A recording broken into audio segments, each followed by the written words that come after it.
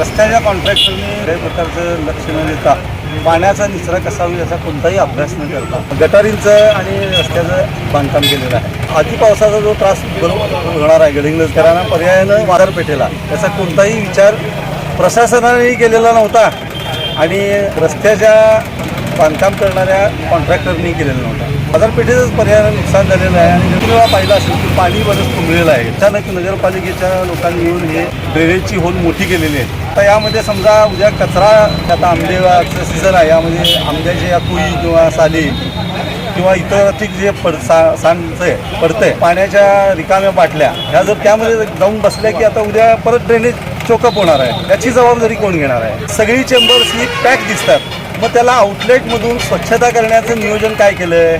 3-4 दिवसाचा पाऊस झाला तर कदाचित बाजारपेठेला तळ्याचं स्वरूप येणार आहे. नियोजन नसलेला महापूर हा गडिंग्लजकर अनुभवणार आहे.